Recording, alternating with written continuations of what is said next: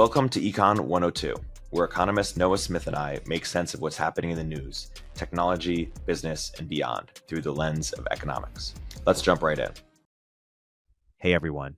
Given the fastly evolving drama over at OpenAI, we thought you might appreciate the analysis on the Riff podcast, recorded on the evening of Monday, November 20th, that unpacks the Sam Altman situation with finance writer Byrne Hobart. I'll be back with a new episode with Noah next week. Please enjoy Byrne on the Riff, a new weekly show from Turpentine. Hey, Byrne, how's it going? Pretty good. Been a fun few days. Yeah, exactly. We're talking on the Monday just after the weekend of Sam getting ousted and potentially returning. Who knows? Things are changing in real time. And by the time we release this, probably in the next day or two, things may be different. But let me ask you, what are some reflections you've had, maybe even higher level, or what is non-obvious been interesting to you about this whole situation? Yeah, I think one of the interesting things is that at one level, governance is clearly really important, and who is on the board matters a lot. And different boards do different things, and if they have different incentives, they behave in different ways. On the other hand, it sort of seems like no matter what your structure was, if Sam, walks and goes to a different company and tells all of the people at OpenAI, "Hey, this is where we're doing this AI thing now." It turns out the vast majority of them want to follow him. So as of pod time, there are over 700 of the 770 employees have signed an open letter. 2/3 of them signed it apparently between the hours of 1 and 5 a.m. Pacific time, saying we want to join Microsoft. So it kind of seems like it didn't really matter what the legal structure was. And I guess part of what that tells you is that if you're taking a step back and saying we want institutional constraints that are safeguards on bad actors, whether we're trying to prevent AI or runaway AI or runaway EAs or whatever, that ultimately those can't actually overcome human relationships. Now, maybe there is some alternative where they could, maybe if there's like a blockchain-based forum, and if you don't have something signed by the private keys of a majority of board members, the servers just turn off, and the evil AI is dead, and Sam's key card doesn't work, and he can't get to the office. But a lot of this stuff does actually boil down to human relationships, who trusts who has the riz, and who does not. And even if it says on paper that there's one group of people in charge, they're not truly in charge. They're sort of in charge when the decisions don't matter that much, and then when the decisions really matter, that's when you find out who's actually in charge. Yeah.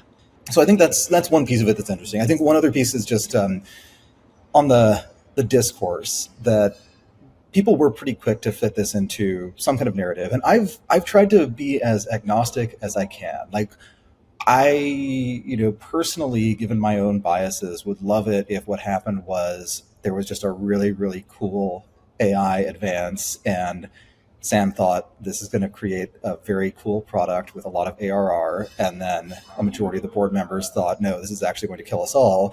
And then, we look at the product and it's like, this is a cool product. I would pay $49.99 a month instead of $19.99 a month if I could use this, and it's not actually going to end the world. Like, just based on my biases, that would be the ideal outcome, but I have no idea. And there's just when the charge is he wasn't forthcoming with the board, what is that there's something the board didn't know, and then they found out. And to guess what that was, you have to assume that you figured out something about OpenAI that their literal board of directors was not aware of, and you were able to figure it out before they did, and then catch up to them or be ahead of them or whatever, which may be true. Like, it may be that, I don't know, maybe Sam had some really spicy tweet in 2015 and it's just been resurfaced, and he said it wasn't him and he was hacked, and then it turns out he wasn't hacked, and now we know. But more likely, there's either it was some kind of more abstract political question, or there's just something we didn't know about that perhaps is fine, perhaps actually looks really bad. I don't know. There's a lot of uncertainty, and that makes it really, really hard to judge people. It has been interesting also just to see how much of the coordination of this happened online. I thought the Hearts thing was really interesting. It kind of reminds me of the opening of the War of the Roses, where people would literally pluck a white rose or a red rose to show which side they're on, except in this case, everyone's plucking the same color rose. So you don't really have a war when you ask which side people are on and everyone's on one side. it's just over at that point. But yeah, so and for listeners who did not see this as it happened, people at OpenAI started tweeting about how much they supported Sam, and then he retweeted some of these with a heart or replied with a heart, and other people were replying with emoji hearts. And so there were a lot of hearts floating around, a lot of OpenAI people tweeting that OpenAI is nothing without its employees. And like at this point, that that's not strictly true. Like as more people walk out the door, the residual value of all of the cloud credits actually starts to become pretty significant as a share of the value of OpenAI, but not the outcome any of the investors really hope for. But it's like people are coordinating this, or not coordinating, they're participating in this online. And so they're sort of doing their own preference cascade. I guess if you want to compare it to, actually, we'll cut that.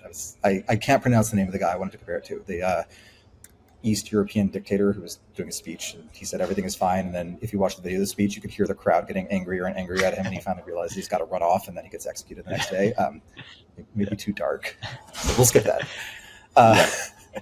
People will be able to tell how spicy the content of the podcast was based on how long the runtime is compared to the 1 hour recording time. Yeah, exactly. What I don't understand is why isn't the board sharing their reasoning? Because they had the upper hand here. You know, at 3 p.m. on Friday, the world thought, when they issued their statement, the world thought that Sam had committed some sort of wrongdoing, some sort of malfeasance, with either financial or personal, that something was wrong. And then within a few hours, the Sam camp had changed the narrative to, hey, this was an EA coup, and Sam was the true EAC person all along. And then over the weekend, the narrative evolved to, hey, the investors want Sam back, the employees want Sam back, the board is waffling, they're considering resigning, which I don't know if that was ever true, by the way, but the board just looks like total amateurs. Sam is the total moral credibility here, it seems. Everyone's supporting him, everyone's coming out in favor of Sam, whereas the board is sitting on their hands. I guess they pick a new CEO, Emmett Shear, who is a very impressive person, but doesn't seem to have anything close to the support that Sam has. Certainly, can't keep the employees from signing the letter. And if the board has any information that would discredit Sam, they should be sharing that, unless there's some legal reason why they can't, or they don't really have something, or they're just total amateurs. How do you make sense of that? When there's a firing like this, and this actually applies to layoffs more generally, like you have these weird attractors in the space of possibilities, where one is the board decides he's not the right person to run the company.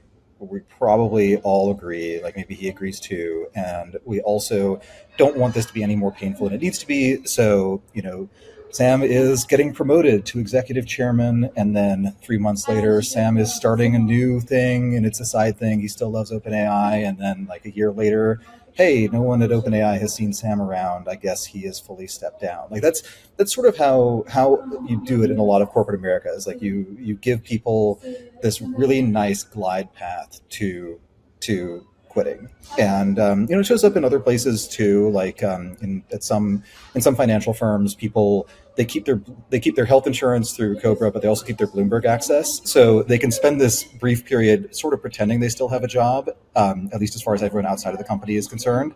And it's just way easier to look for a job if A, you've got the terminal and you can do research, and B, you've got the terminal so you can ping all of your friends and stay in touch with people. So like there is that whole tradition of easing people out really gently. And if you think that that's not what's going to happen, like either he does not want to be eased out or it's not such a general process, like you actually want it to be this very short, sharp thing where he's leaving, it's effective right now when this press release hits, and to make the case for that, you have to say he did something really bad, and maybe it was something really bad that also makes them look bad and they don't want to disclose it. Maybe there's a negotiation and they're like, you're fired effective immediately, but you can either be fired for a very specific reason or for this vague reason, and let's negotiate over how the vague reason will sound. Like it's got to sound bad enough that it makes sense that we fired you, but not so bad that it's worse than whatever you actually did. So yeah, you either end up with these very understated things that don't sound too bad at all, and where if you aren't used to reading press releases, you might not realize that this person had actually been fired.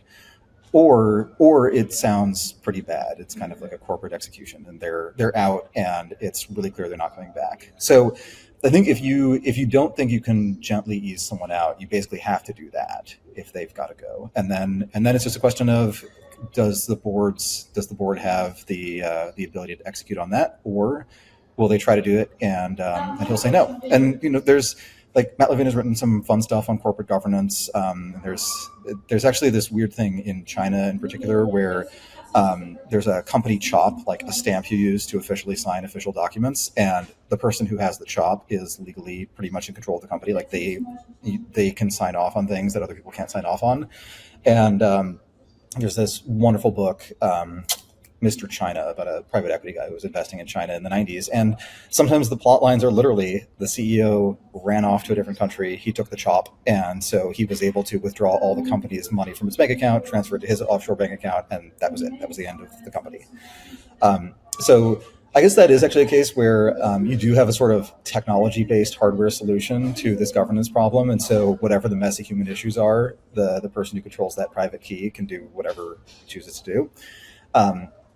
But yeah, in this case, right, you sort of you put out an announcement that makes things sound very certain, and then that is actually the point at which things suddenly become really uncertain. I don't know. Like I think the two theories to hold in mind for why the board hasn't been more specific are: one, Sam didn't do anything wrong, and this was just a weird political thing, and we just don't know what the politics of this situation are. Or two, Sam did something really, really wrong, and they can't actually bring him back if they reveal whatever this horrible thing was, or they don't think they can, or maybe it sounds really bad to people on the board, and they feel like it would sound bad to them and their friends, and so they're they don't think it's possible to bring him back if they reveal what the thing is. So like it's either that's the definition of uncertainty. Like it's either really good or really bad for all parties involved. So I've tried to. This is another case where maintaining that radical uncertainty is probably a prudent thing, because you literally have high confidence that there's something important you just do not know, and so all definitive speculation is either going to be a lucky guess or it's going to look really stupid in a few days. Yeah, well, to that end, it is interesting to think about. Hey, 80 to 90% of its employees just said they're walking out unless they bring Sam back. The board has, doubled down and hired a new CEO, although Ilya has caved and said he regrets it and signed the memo. So it seems that they're going to, I'm just going to go out on a limb here. They're going to try to bring Sam back as my bet. At the same time, one thing's interesting, just like if you're purely optimizing from a business perspective, which they're not, they're nonprofit, they're optimizing for their mission. But what I understand, talking to an investor, is that Chat GPT is a 1.3 billion ARR business with a 40% gross margin, and the margin is only going to get way better with a bunch of like they probably were way overstaffed.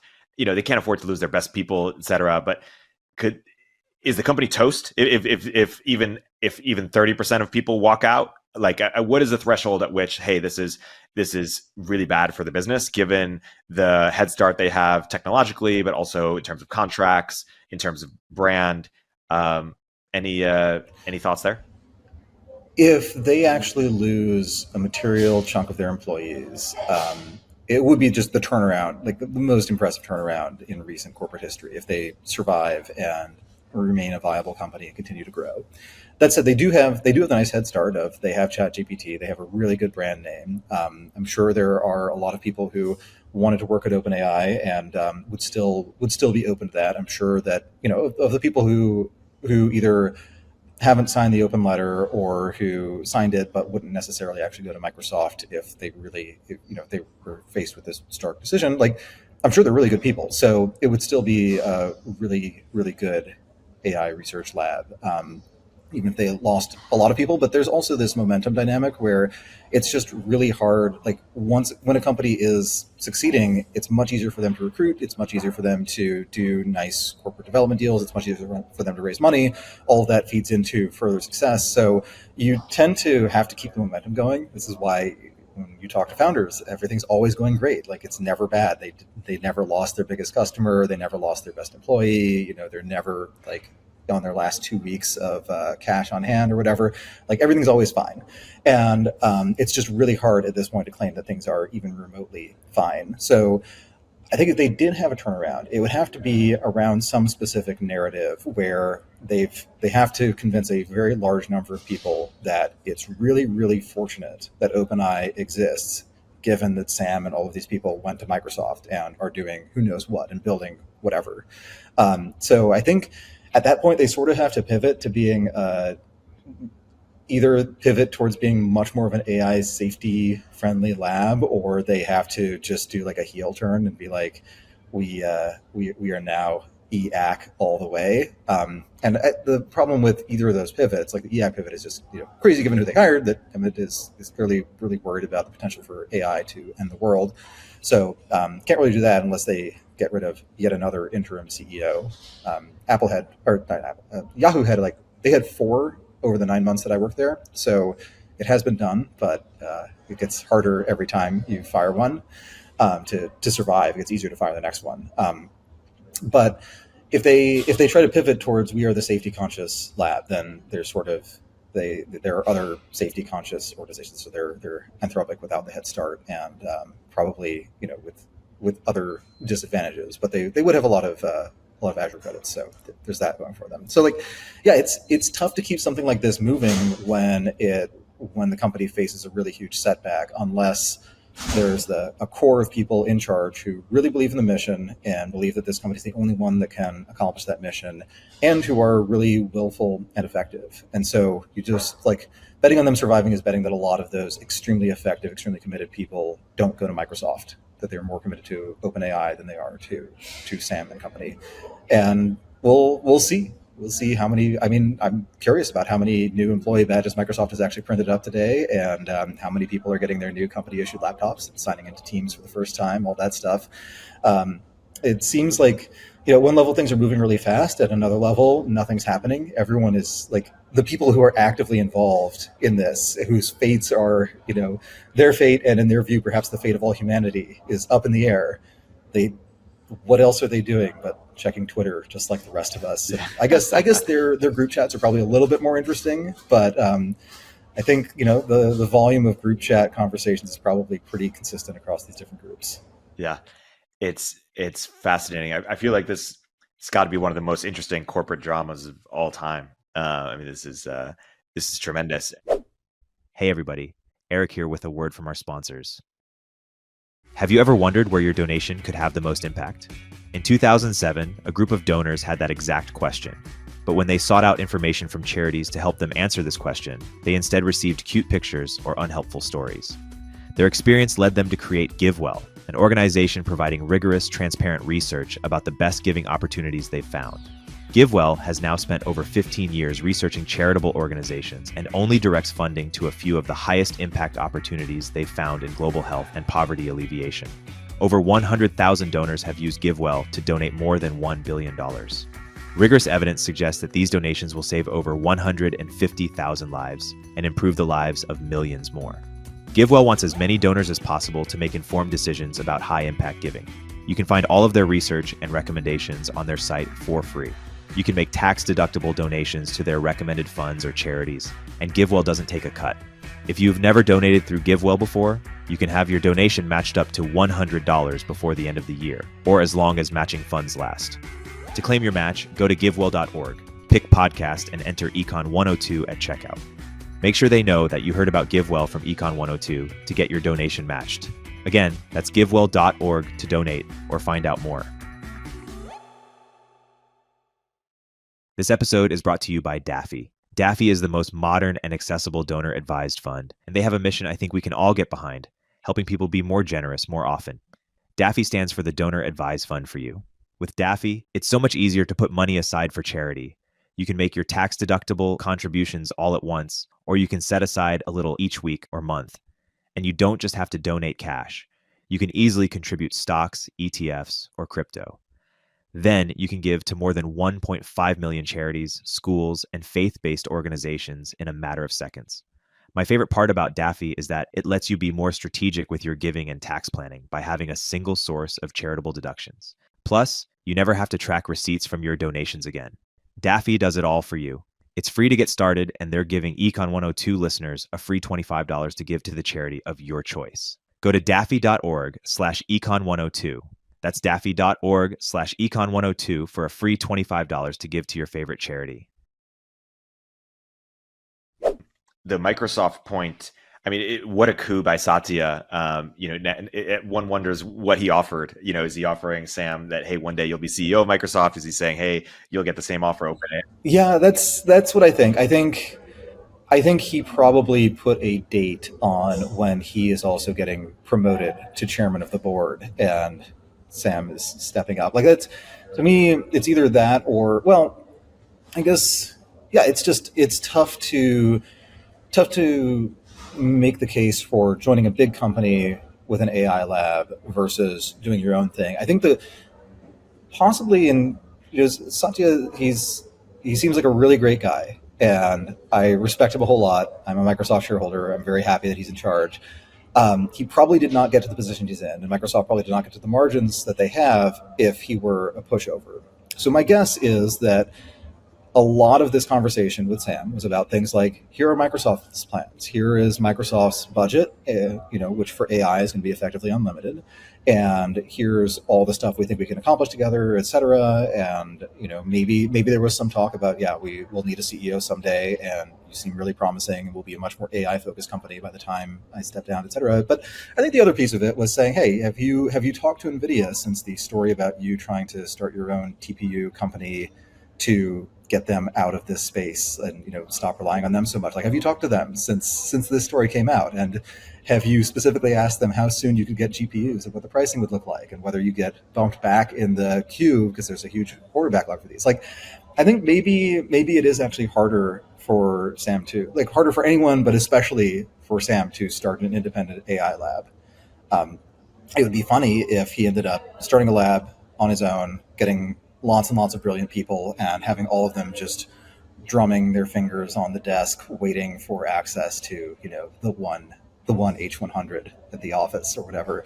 Probably wouldn't be that bad. Like, there are those cloud-based providers, but NVIDIA has a very tight relationship with the specialized AI workload-based data center companies. And so NVIDIA can probably suggest to them that NVIDIA's prioritization on who gets GPUs is partly a function of their prioritization on who gets to use GPUs. And so maybe CoreWeave does not want to sell all of their capacity to Sam right at this moment. Yeah. So yeah, it may be that, like, there's that he can't, like, OpenAI and Microsoft might be like the two places he could realistically go to continue working in AI. One wonders that it feels like a ego hit, sort of be an employee at Microsoft versus, CEO of a $90 billion organization.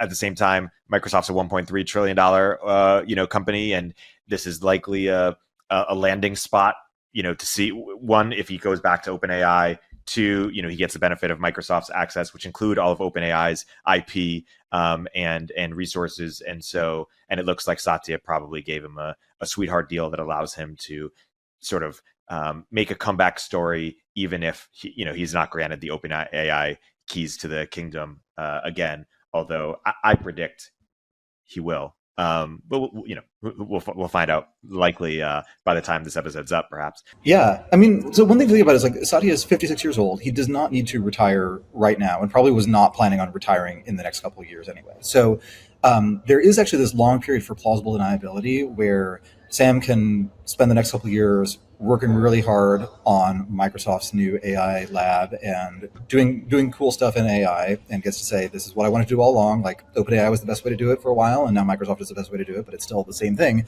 And then, go do something else, or he ends up on track to be promoted. But it's actually convenient that there's so much to do in AI that it's not like if he gets hired that he's going to be really, really anxious to be worrying about, OEM relationships and, like, will Procter and Gamble ever switch from Excel to Google Sheets, and wouldn't that be terrible? Like, I don't really think that like his dream is to worry about things like maintaining high net dollar retention for Fortune 50 customers who are using Outlook. I just don't think it's not really the vision.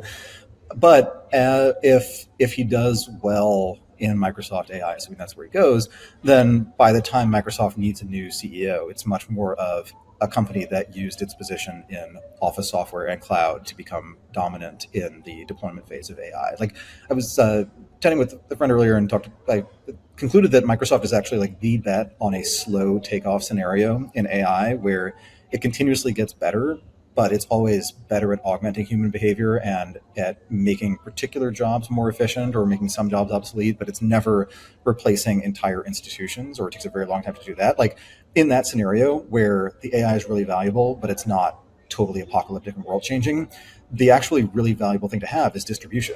Like the AI models are going to get built. There are a lot of passionate researchers out there, but how do you scale it to how do you get 1 billion customers? ChatGPT seems like pretty unique in this respect. That it was like a new product launch that was actually able to do this, but it's a whole lot easier if you have some product where what it's going to do is use your email inbox and outbox as training data in order to write your emails for you most of the time and summarize all of your emails, et cetera. Like it's a whole lot easier to do that if you already have hundreds of millions of daily actives and using your email client. So Microsoft does end up being a really good company for that vision of AI keeps getting bigger, keeps getting more important, but doesn't take over the world and doesn't end the world. And to the extent that we give credence to the idea that Sam got in trouble with the board for being too accelerationist and that they were worried about P doom being too high if he stayed in charge, if he disagreed with them, then presumably he is more in the slow takeoff camp. And so he is actually a natural Microsoft bull. I do want to talk about Microsoft in a second, but first I want to analyze or ask what have we learned about the governance structure, the nonprofit structure that OpenAI was created under. Rune, employee at OpenAI, tweeted the other day that OpenAI could have never been built at a for-profit, which begs the question, why were other genius inventions built at for-profits? But I guess what have we learned? Has OpenAI been successful in spite of its model, because of it, or what have we learned in general about the differences in these models? There is such a thing as person-institution fit, and what's nice about the for-profit model is that it does give you, one, some guardrails on just, is what you're doing actually having an impact on the world? Well, one way to measure that is, is what you're doing, does it allow you to sell a product people want to buy for more than it costs you to make? And if you can do that, you have a pretty strong prior that you are actually doing something impactful. And the other thing the for-profit model means is that you're not constantly asking for money, so you don't have to persuade people about your mission. You just have to persuade customers that your product is better than the next best alternative. And I think that actually gives many institutions the flexibility to pursue longer-term goals that are not purely profit motivated.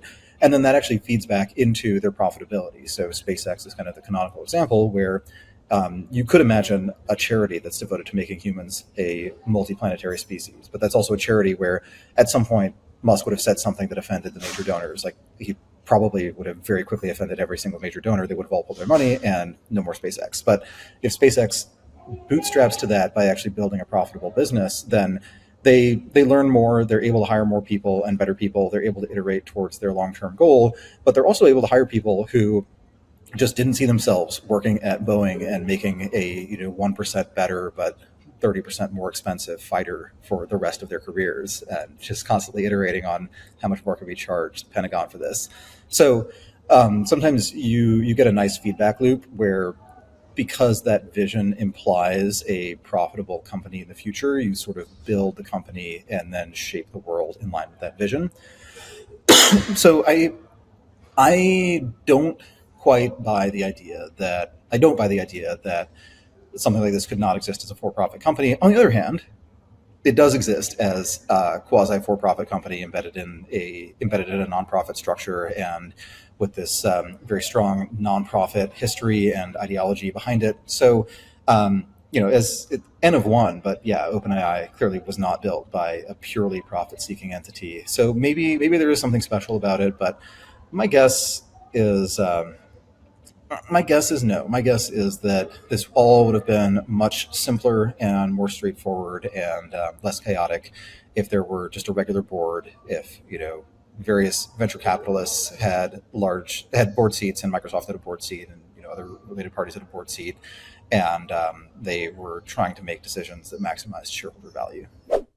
Hey everybody, Erik here with a word from our sponsors. If you're a startup founder or executive running a growing business, you know that as you scale, your systems break down and the cracks start to show. If this resonates with you, there are 3 numbers you need to know: 36,000, 25, and 1. 36,000.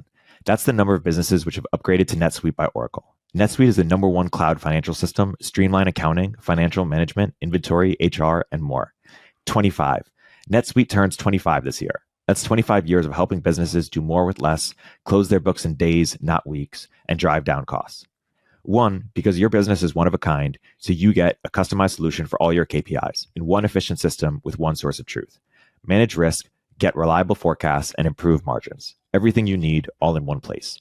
Right now, download NetSuite's popular KPI checklist, designed to give you consistently excellent performance, absolutely free, at netsuite.com/102. netsuite.com/102 to get your own KPI checklist. netsuite.com/102.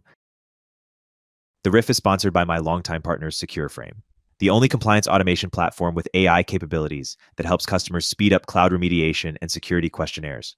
One of the things I love about Secureframe is that it takes this time-consuming process that every company has to do in order to unlock revenue from other companies and makes it easy and simple. Secureframe empowers businesses to build trust with customers by simplifying information, security, and compliance through AI, not wasteful human hours, by automating manual tasks related to security risk and compliance. Secureframe allows companies to focus on growing their business. Thousands of fast-growing businesses use Secureframe, including AngelList, Ramp, and Coda, to expedite their compliance journey. I believe in them so much I invested in them. If there is an acronym that your company dreads, Secureframe can help. Sign up for a free demo at secureframe.com and mention the Riff during your demo to get 20% off your first year of Secureframe. Let's talk about Microsoft. You've been long Microsoft for a bit. Why don't you explain your position there? Yeah, I like part of the bet with Microsoft is that distribution is something people tend to underrate, and that it's really powerful, and that having good relationships with the giant companies that are A, spending a lot of IT budgets generally, and B, that have IT budgets that tend to grow faster than their revenue, like that's just a very nice structural tailwind. And then Microsoft has they have this long history of executing broadly well. They missed some big paradigm shifts, but I think for forgivable reasons. I am in the camp that Ballmer is underrated. I think one of the mistakes people make when looking at Ballmer's track record is to look at his tenure as CEO, because he was actually hired by Microsoft as their business manager in 1980. And Bill Gates gave him, I think it ended up being like 8% of the stock. So it was not like he was some random person who was chosen to be CEO, but he also took over as CEO, I think in mid 2000. So took over at a time when tech stocks were just white hot. And then Microsoft they missed a lot of opportunities, but they were also really, really worried about antitrust during that time. And by the time he left, Microsoft stock was just incredibly cheap. Like, I think if you backed out the cash, it was at a single-digit PE ratio. It was growing. I think it grew an average of like 10% annualized in terms of revenue during his tenure, and was returning capital to shareholders. Like, he did a lot of stuff right, and did miss some opportunities to do stuff better. But I think there'd probably be more articles about what a bad manager he had been if Microsoft had decided to just go really, really hard on search in, say, 2005, and had ended up back in court once again because they're trying to squash this tiny, weak company called Google that's run by these wonderful Stanford nerds. And, they have the office with the beanbag chairs and everything's in primary colors. Like, how could evil Microsoft do this once again? Like, I think his track record would actually look worse if he'd been more aggressive, and he did the best that he could given this bad hand. And Microsoft does have a very long history of hiring brilliant people and getting a lot of work out of them, just intermittently expressed. And I think under Satya, they've just increasingly recognized that they actually are now the big tech company with the least antitrust risk, in part because they make products that are fairly boring, that are more business-facing than consumer-facing. So people just care less about it because it's less salient to them. And we've all just gotten kind of used to the idea that a financial projection either exists in Excel or it isn't real, and that a legal document is going to be marked up in Word. So even if you don't like Word very much, and I don't like Word very much, your lawyer likes Word, and whoever you're doing business with, their lawyer likes Word. And so you actually have this four-sided network, and two nodes of that network are non-technical, and they have, at great personal cost, learned all the keyboard shortcuts and learned how to navigate Word's many editing and redlining features. So it's hard to get rid of that. So part of it was just like Microsoft, they're in this very secure position, and then they were using that to grow in cloud. And because big companies, they're not like early adopters of cool technology necessarily, but they were early adopters of technology broadly. Like they are a little bit more up to date, a little bit more savvy than a regular mom and pop store. So they actually had these large legacy investments that in on-prem software that would gradually move to the cloud. And so that was another way that Microsoft could get above average growth. And then as the OpenAI stuff started getting more important, I started thinking about who has the most data and who is in the best position to convert something from really neat proof of concept to a standard tool that every Fortune 500 company uses. And Microsoft can do that. Google can do that too. But with Microsoft, it's a lot easier for them to say this is a direct complement to something that is already being used. And Microsoft also just has a lot of the specific kinds of data, the natural language text data, talking about the specific concerns of a particular company. So they have a lot of the training data, or have access to a lot of the training data that you would want to build a corporate AI tool. And another nice thing about selling to companies is that if your product has a good return on investment, you can actually sell it to people on the basis of its return on investment. Even if that return on investment is kind of abstract, it's like you're spending X dollars in order to save Y minutes of time, and the person whose time you're saving, their time is worth Z dollars per hour, and so this is actually profitable. Like, if you try to sell convenience to just normal people, it's really hard to get them to view ROI as this meaningful thing. Like something like DoorDash is actually this great tool of outsourcing, where it's basically like for say a tech worker who orders their lunch through DoorDash instead of walking to the same store and picking it up. Like they're basically, what you're doing is you're firing your mid six-figure delivery driver, which is you, and you're hiring somebody else who makes a lot less money and is happy to have gig work instead. So it's this economically rational transaction.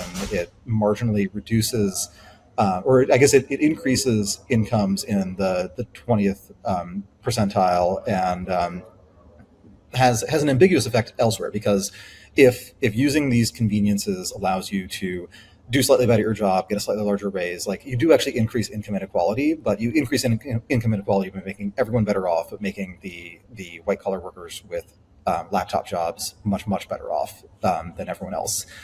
But if you try to sell DoorDash as this, like statistically, you are more likely to get a promotion at work. And so if you calculate the internal rate of return over the next 10 years, DoorDashing your lunch every day is a better decision than just walking around the block and picking up a sandwich.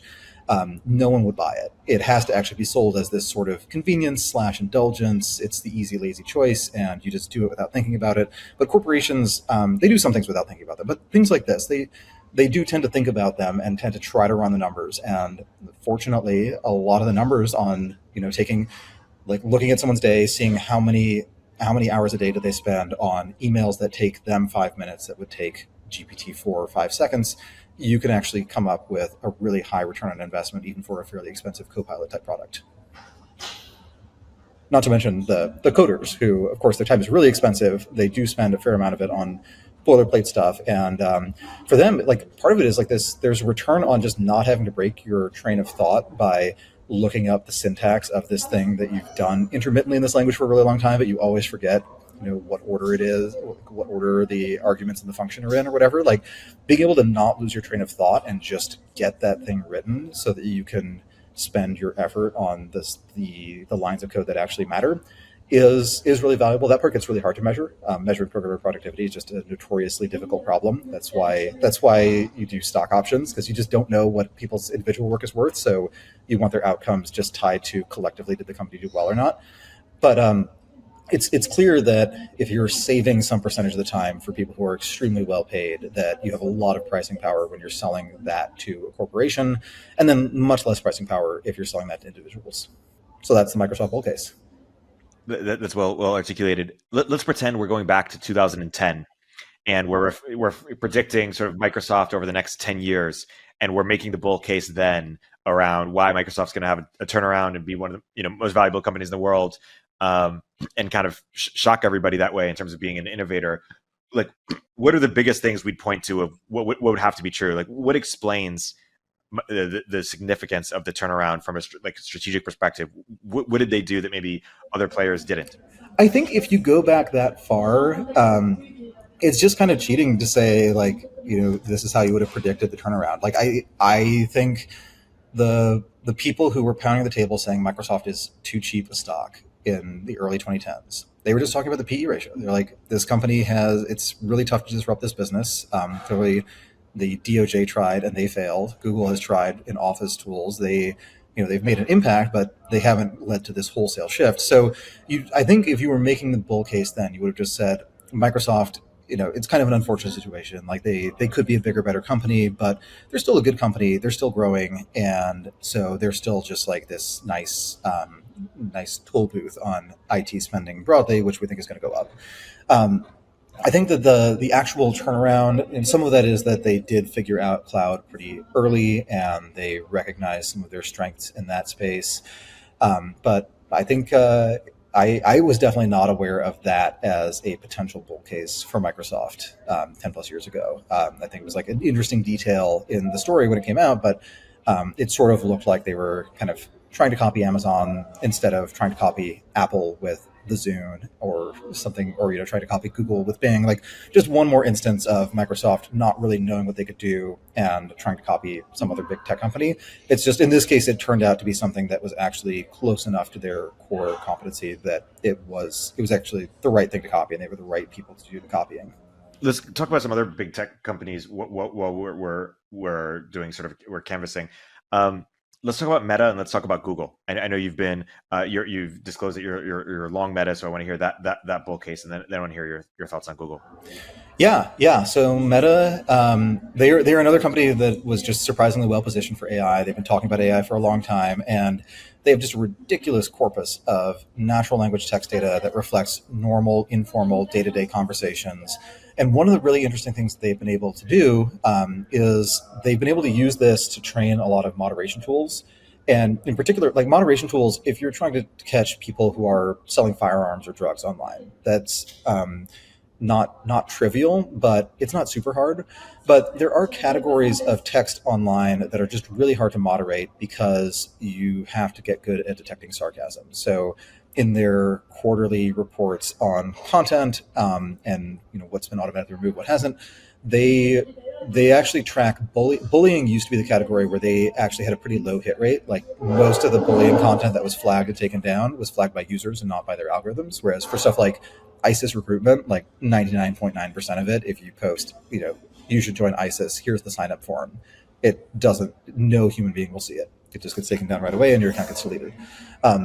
But with bullying, it's tough to tell when someone is saying nice shirt because you're wearing a nice shirt, and when it's like nice shirt is actually this humiliating dig and they'll be crying for hours because of it. But their Facebook's performance on that has actually gotten better over time, and they've been advocating for more liability for platforms based on the content posted on them. And I think in a world where companies are actually liable for that, they basically have to use a moderation tool created by Facebook, because Facebook has far more data and has just far more certainty that they're doing it right. Everyone complains about moderation, but as long as the people complaining are pretty equally represented on both sides of any given issue, like if every progressive says Facebook is biased against progressives and every conservative says it's biased against conservatives, then they're actually pretty much going straight down the middle. So that was part of the bull case, and then part of it was just I suspected that online, mobile advertising was not going away. That if you have to go from directly tracking transactions and being able to see everything someone does through the entire process to indirectly, inferring what they did, that having more data means you're in a better position to do that. And that is, in fact, what Meta did. They had a lot more data than other people, and they were able to use that to build better and better attribution models. And so it ended up being the case that if you block direct tracking, you are actually massively privileging whoever had the most data on that tracking before you blocked it. So it ended up being an absolute tax on Meta, but a relative subsidy. And because there are network effects on both the usage side and on the advertising side, where the more advertisers you have, the higher your bid density is. So just the closer every given piece of ad inventory's price is to its theoretically maximum price, like the most that any reasonable advertiser would pay. You get that network effect, and then if you have more advertisers and they're good advertisers, there is just more data being created on click-throughs and eventually, indirectly on subsequent purchases. So it might have actually, weirdly enough, been a slightly, like ATT might have actually been a slightly positive inflection for them long term.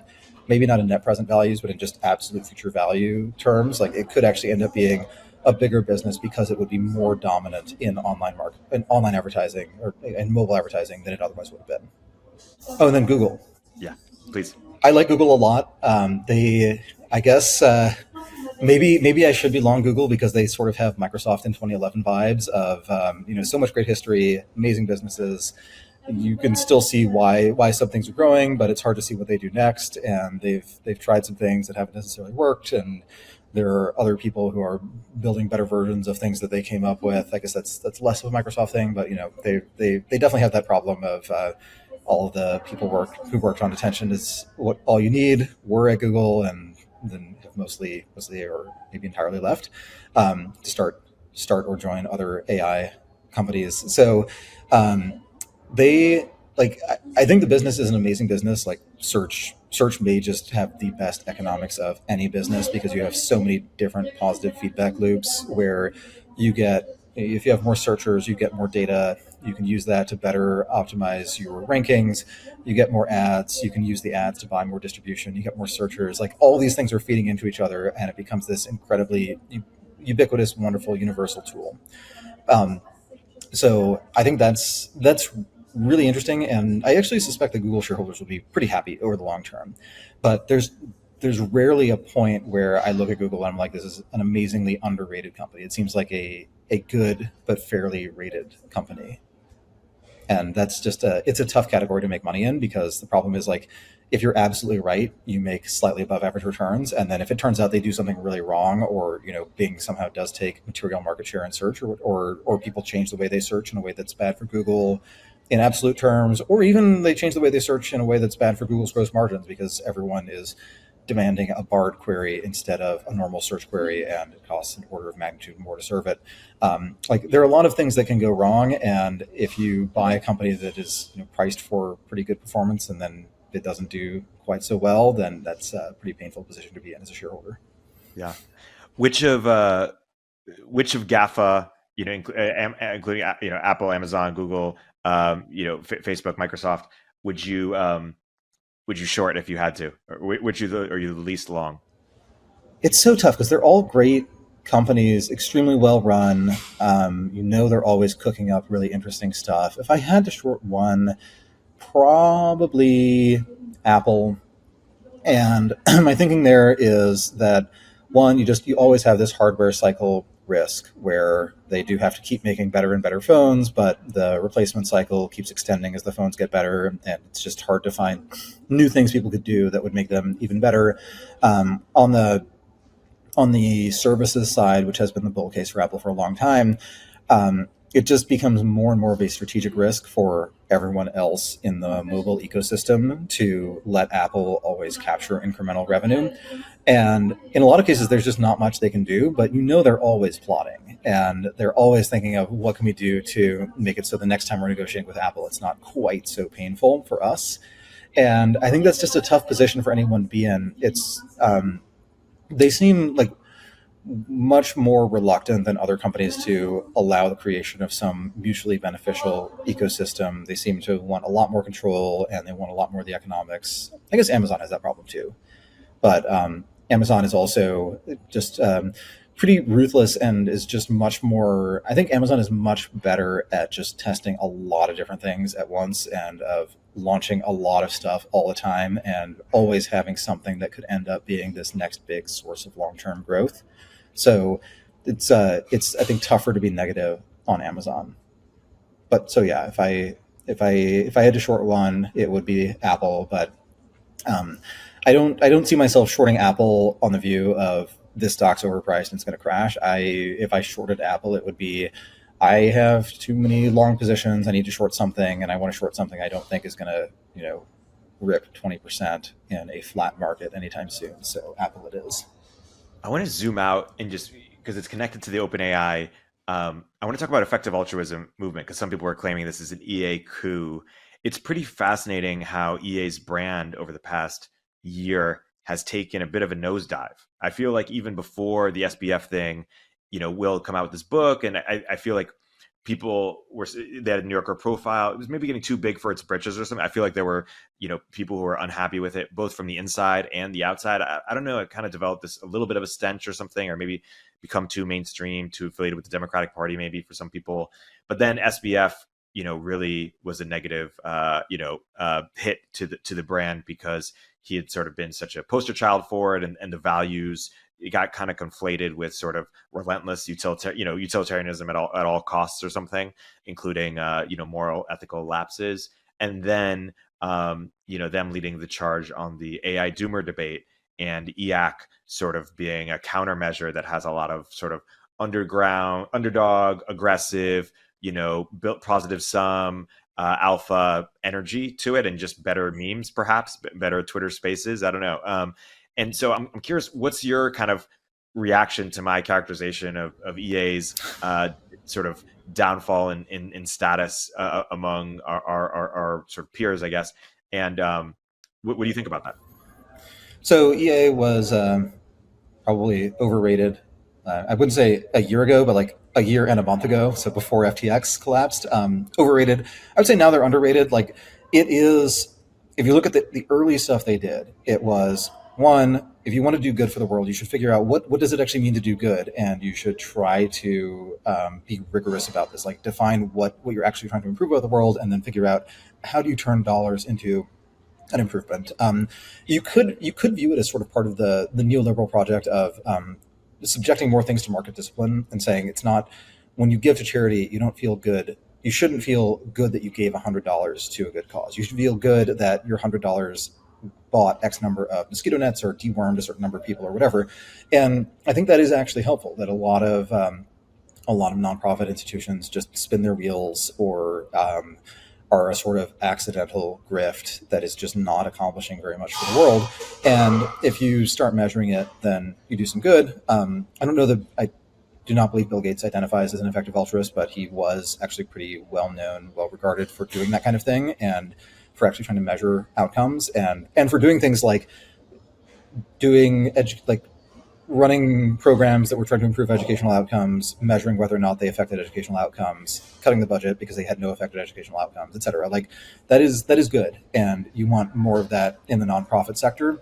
But I think it gets difficult because if you embrace those premises and you start taking them seriously, you do start having these attractors again, where it's like if you think there is some non-zero possibility of a really bad outcome, and that outcome is really catastrophic compared to other things you're worrying about, you should actually invest more resources in that.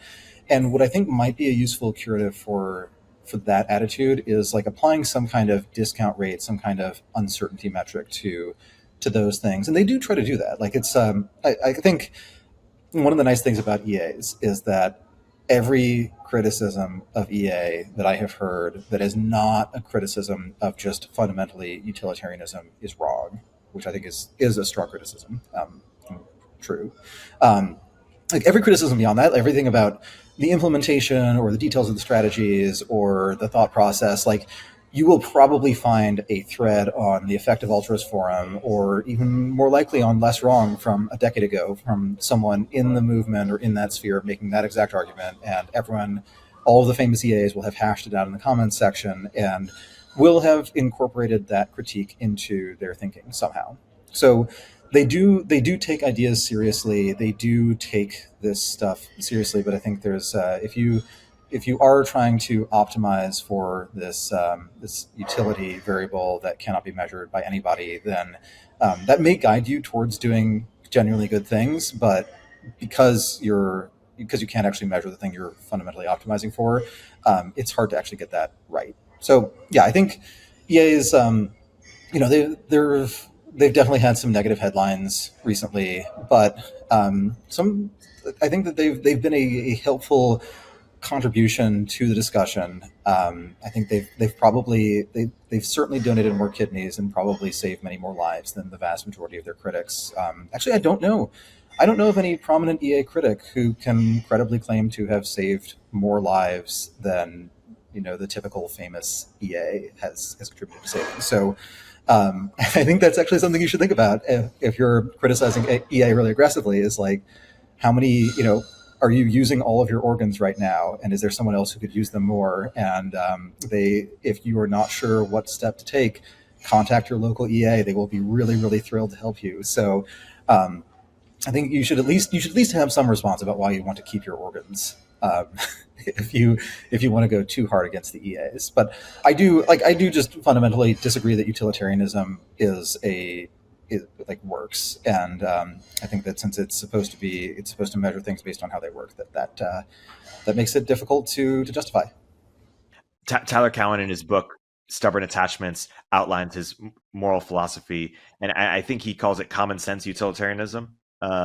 This idea of, hey, we should strive for the greatest good, or it's like a version of rule-based utilitarianism, and which means I ask you, if you don't believe utilitarianism is the right sort of framework, what is it? A modification of it, or is it something else? I think the lazy answer is the correct one, that moral intuitions are complicated. Moral quandaries are in fact quandaries. It is very, very hard. I guess it's easy to come up with a straightforward ideology if you are willing to be completely insane and ruin your life. It's really hard to come up with a straightforward ideology that allows you to be a good neighbor, a good parent, a good friend, a good member of your community, and also perfectly morally consistent at all times with your stated values. I think it just doesn't happen. So you should actually look at moral philosophies that have been practiced over a long time and that have evolved over a long time. So you pretty much, if you find a viewpoint that worked for people 1,000 years ago and caused them to live reasonably satisfactory lives by the standards of that time, and to have kids who looked at the way their parents behaved and said, I would like to follow these standards myself, and those kids had kids and so on, there's a pretty good bet that this philosophy either has answers to most of the important questions you have, or has developed some system for getting you in touch with people who have good answers. So that is what I think people should do, is probably just choose the faith tradition you were raised in. If you were not raised in one, that's tricky, and you actually have to do some thinking. But yeah, to generally follow some kind of moral philosophy that's existed for many generations, and just on the bet that it's lindy and will continue to exist for many generations beyond. Whereas a lot of the new ones, they popped up, they did their thing for a while, it sounded really good to a lot of people, and then suddenly millions of people are dead and that ideology has been discredited. You don't want to accidentally be one of those really, really peppy, excited Stalinists in 1930 who's talking about all the wonderful things that Comrade Joe is doing for all the poor Russians, and that it's terrible that people are lying and claiming that he's slaughtering Ukrainians by starving them to death, because we know Joe would never do that. You don't want to be one of those people, so probably better to stick with the boring traditional answer. Yeah. Balaji, of course, anytime he likes to discredit the New York Times, he talks about Walter Duranty and their cover-up of the horrific acts that happened there.